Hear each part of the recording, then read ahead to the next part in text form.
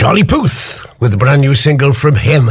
And one of the gentlemen who phoned me in the week to ask where can you buy the record I played last week of John Wayne and Clint Eastwood singing Something Stupid.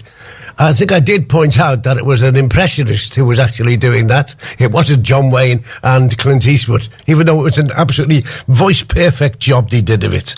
Stephen Fletcher is my guest. Stephen Fletcher, well known to audiences, at not just at the Royal Court, at theatres and places all over the globe. His reputation has gone beyond him. I can remember him standing outside the Epstein trying to flog tickets for The Odd Couple. But there we are. I had no chance of selling any tickets. It was the Sunshine Boys, not the Odd Couple. Sunshine Boys, was it? Yeah. Yeah, God, that was a while ago, yeah. It was a while ago. 2015, yeah. Was it that long ago? Yeah. 7 years ago? Yeah, that was you and Drew? Me, Drew, Alan Stocks, Liam Tobin, Helen Carter, my brother Michael, Fletcher. Yeah, we put the Sunshine Boys together. We got special rights for it from London, from the estate of Neil Simons, because we were just doing it in little old Liverpool. And I hoped we get more people through the door. So that was my day job, flogging tickets on the front step. But it was embarrassing. I'd meet the same people now going past on the way on the lunch break or whatever. We're still not coming. Thanks a lot. In fact, there was one day we'd invited Ken Dodd as our guest of honour, for press night. I don't know if I've told you this before, Billy, but no. Anyway, didn't hear anything back. And then the next day we'd done the show. Nice reviews, quite a quiet house.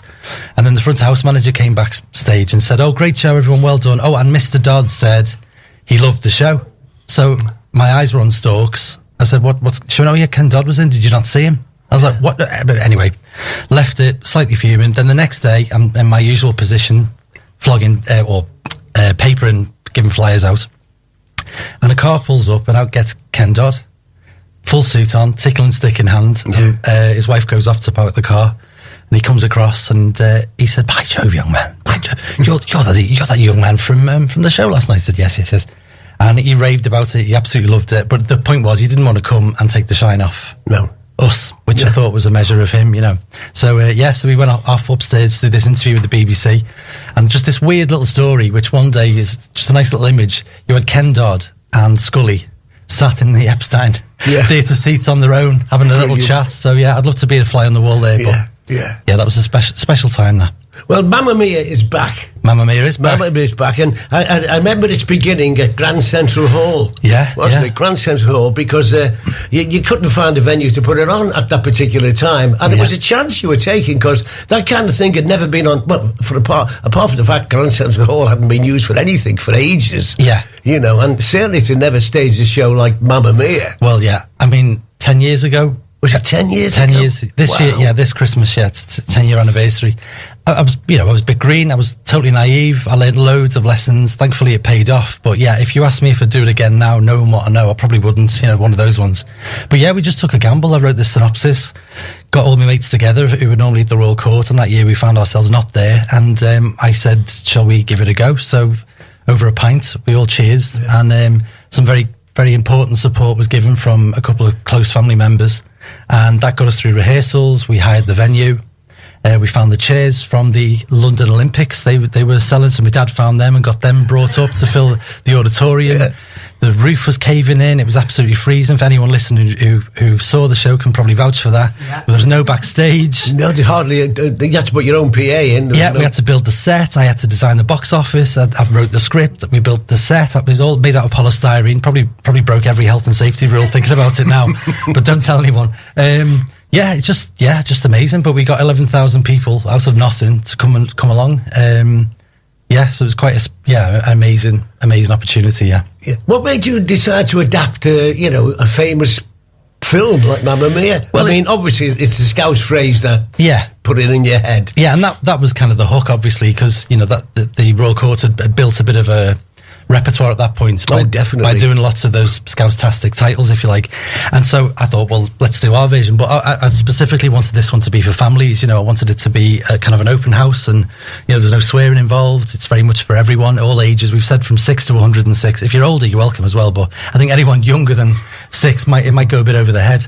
But yeah, I just thought let's give it a go. All disco music. There's no ABBA, and weirdly, years before when I lived in London, I worked at a theatre called the Donmar Warehouse in a production of Mary Stuart, which is a very serious play by Schiller, and the original director of Mamma Mia, the movie and the musical, was directing that show. So we got chatting and we got quite close. And there was one day I was coming back from making the set, chopping polystyrene up, thinking, what have I done? What a mistake to make. And I go back home and there was a perfectly shaped hole in the budget that I was panicking about, that I didn't really tell anybody about. Yeah. I wrote several begging letters really to people who I'd met along the way.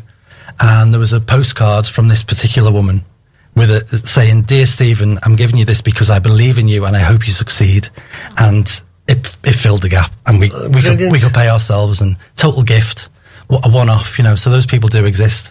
But it was a challenge. And as one can say, you find out now it's got legs. It has got legs. Yeah, it's amazing. This is the 4th time, the 3rd time at the Royal Court. And yeah, we've had over 50,000 people come to watch it now. It might be the same person coming 50,000 times. Probably my mum and dad are in there, but and you, yeah. But yeah, and every time it's been a different cast, just unavailability and whatever, which has been great because it's kept the show quite fresh. But this time we've got some of the originals back. Alan Stocks is back, given a certain Irish priest at the end, which some of you might remember. He's back, but also we've been joined by Liam Tobin and Casey Ainsworth, who are part of the Everyman Rep Company. Liam's been at the Royal Court lots of times. Recently, he's joined the Christmas shows and stuff. He's brilliant. He's a lovely actor and a great friend. And she was involved with the Everyman Playhouse as part of the Rep Company as well. Casey played Little Mo in EastEnders years ago. She's in Grantchester. So yeah, we've got a bit of a coup really, getting someone off telly to come and be in our little Mamma Mia. Yeah.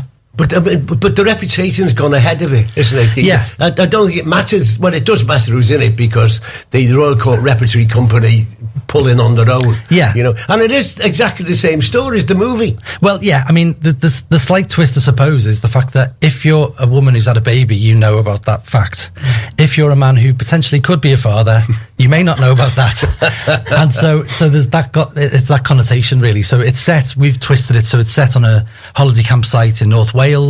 It's failing, it's on its knees, and then this character, Sally, all the characters are basically named after my burgeoning nephews, and my mum's one of the mums, our Sally, my sister, that's the lead named after, so it's a proper family thing. But anyway, she's getting married. She puts a call out to 3 women from her dad Dave's past, played by Andrew Schofield, and they turn up the night before the wedding and cause a bit of drama, basically. Yeah. But yeah, it's all disco music, Earth, Wind and Fire, all the rest of it. And some great dancing. Yeah, and we've got, well, yeah, that's debatable. The good thing is we've got a smoke screen involved this time. Not just actual smoke, but we've got 4 disco diva dancers who just create a wall in front of anyone who can't dance. So, but they're great. We've got Mia Malloy, Molly Cranmer, Shannon and Tasha, who are part of the Royal Court Rep. So it's great that we've got them from, I think particularly Shannon is part of the youth theatre there, so we've got her through the ranks, and now she's on the main stage. So everyone has got a little story attached to coming back to the Royal Court, which is great. And you've actually created a play that everybody wants to be in, haven't you? That's nice. Is that an offer, Bill? Yeah, haven't you? Yeah, I suppose. Yeah. It's it's there's a lot for people to do in their own little track. Do you know what I mean? There's no real lead, which is great in a play because it's a proper ensemble piece. Everyone gets a chance to shine. So yeah, I suppose that's true. When did you find you had a gift for comedy writing, Steve? Because a lot of stuff you write is comedy, isn't it? I don't know. I don't think I've got a gift. I think I've just got a good ear. I think it's about being a magpie, really, and you can't hang around with Andrew Schofield for 10 years and not pick up the way to tell a good joke and how to play an audience. And there's a real shorthand with me and Drew, particularly now because we work so much. And he's, I think he's one of the best actors in the country. And we're lucky that we've got him in Liverpool and particularly the Royal Court. And I'm learning every day from the best. I can't stop watching him. I think he's unbelievable.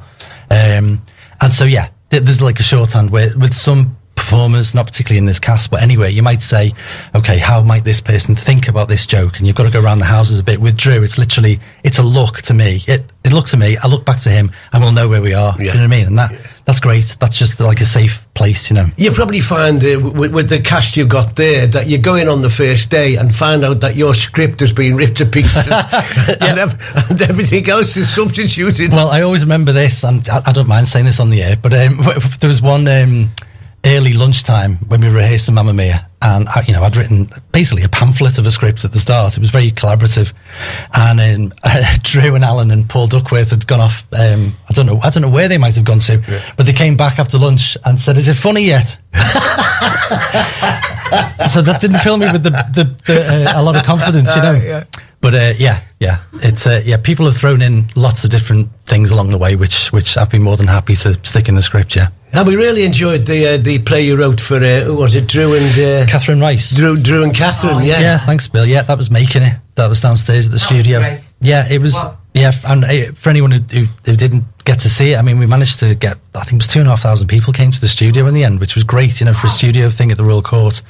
And yeah, it was set backstage. A lot of the stuff that I resonate with is obviously from my experience and my life. So me and Kath, over a few years, we've created this character called Our Bev, and we've done videos online on YouTube, hashtag This Is Our Bev, if anyone fancies a little remember of what lockdown was like, basically. Yeah. But we turned that into a two-hander. This woman's last night on the stage in the cabaret world, and Andrew Schofield plays the concert sec. And everybody else. that she met along the way. So it was great, yeah. Again, I didn't really... It was a kind of humorous little voice. Yeah, that's nice. That's a good way, yeah. And there's other plays. I think Jigsy's a play that Les Dennis did. Which was right, about Jackie Hamilton. Yeah, and that was from backstage and kind of retrospective look on the career that they've had. So this was from a woman's point of view, and Kath, I mean, a lot of it, I'd say 90% of it is real. It's the real deal. Mm-hmm. So it was quite surreal having the audience laughing at your life, your actual life. But the other great thing about the Royal Court is that their sets are brilliant. Whoever does the sets at the Royal Court, it's always something extra. Oh, it's great. It's amazing, actually. Yeah, we did. Mark Walters is a brilliant designer. He designed Mamma Mia. He's also done lots of big deal pantomimes around the country. He's designing the Palladium pantomime this year for this big producer in London, and he's done Broadway shows. And we're really, really lucky to have him designing this particular show, I think. But yeah, great design team, great set building team. It's all done in Liverpool. It's all local sourced. Yeah, we're really lucky, yeah. So how chaotic are rehearsals? Touch wood. They're pretty calm. We're all right. I think because it's like putting on an old pair of shoes. Do you know what I mean? Yeah. We've done it before. We're into the groove. Again, we've got new people coming in, so I'm trying not to rush too much. Although we're on in a minute, so we are looking at the clock a little bit. But no, it's great. It's just it's when you know something works, when gags work particularly well. Yeah, you have to remember that they are funny. You know, you haven't got 1,000 people all laughing at that beat, but you have to trust that it's still there, and you don't gild the lily too much, and you play with it too much because you might ruin it. So I mean, I've been to so many classics at the Royal Court, but this is still my favourite. Oh, that's good. I mean, apart from the actors on stage, the antics on stage as well. Yeah, and you can with some of the club scenes, you associate yourself with that did happen in the clubs. Yeah, that person did exist. Yeah, you know, in real life. Yeah, exactly. You know? It's weird though with the timeline, because when we did this 10 years ago, obviously I was trying to work out, right, if we go back in time to the 70s, how old would that make Sally? So that's it, yeah. Just leave that at the door and don't question the timeline at all, because if we're thinking the 70s, how old would she be from the 70s now? I'm no good at maths. She'd have to be 50 or something daft. Yeah. Now, that doesn't work, so ignore that. What new are you working on? You're always working on something. What am I doing? Well, I'm directing the Christmas show at the Royal Court again this year. They're doing Jack and the Beanstalk, so I'm back there doing that. Just an ordinary title as well, just Scouts Jack and the Beanstalk. Scouts Jack and the Beanstalk, yeah. I think everyone's got run out of energy to think of anything else. But yeah, I'm doing that. And then I had quite an exciting meeting at the start of the year with a producer. We've got an affinity with Ken Dodd, and I've always wanted to do something about him or for him, and it didn't work out along the way. But anyway, we had quite a nice chat in London to talk about maybe developing something, because I think I don't know how we mark his career and what he did and that special magic that he created on stage, which for anyone who saw him live, something special did happen up there every time. Yeah, it's something you say to yourself, it's not been done yet. Why hasn't it been done yet? Yeah, and and it could be like, I think he was almost the last of the Sunshine Boys, if you want to talk about it in that way. So does that audience still resonate? Would they come out and watch? anyway, we talked about all this, so there might be something in the future there. And a musical maybe about Donald Trump. So Okay. Because I went off to Plymouth last year to do a musical about the NHS the musical it was called, and it was, looking back on what we owe the NHS from its history right the way through, taking a bit of what we've all been through with the pandemic. And then anyway, I must have done an all right job because they asked me back to develop this musical about Trump. So that's early stages. Very much tongue-in-cheek, Jerry Springer the Opera style. So I know what you mean. Yeah. But that was a lot of TV series are made and they're never shown. I mean, I was looking at a list recently of unmade television series which, for one reason or other, were never made. Yeah. Like It Ain't Half Hot one featuring Joan of Arc. I mean, that was cancelled. Donald Duck in the Bill. Rudolph Hess in Neighbours. These were all abandoned. Dracula in Good Morning Britain. The Invisible Man in You've Been Framed. This is one which should have come out. The Pope in Men Behaving Badly. Hey. Vanessa Feltz in Bottom. Oh. Yorick in Casualty. And the best one at all, Salman Rushdie in Surprise, Surprise. Get your fingers on them and remake them. Yeah. Get me a pen. It starts on June the 10th. Yeah. Goes right through to July the 7th. 9th. July the 9th, sorry. Yeah. But get in early quickly. The tickets will be rocketing out, and I'll be there more than once, I can promise you that. That's good, yeah. And the main one, it's for everyone. If you're not been to the Royal Court, you think, oh, that's just a load of scouts, whatever. It's like this show it's a proper show, and it's for everyone, and it's gentle, and we're all going through a bit of a hard time, I think, at the moment. So treat yourself. You're allowed 2 hours away from the misery. So would our 10-year-old niece be able to come? She'd love it. Yes. Oh, well, that's great. We'll sort that out. She'd love it. Yeah, definitely. Steve, thanks very much. Thanks for your time, Billy. My pleasure.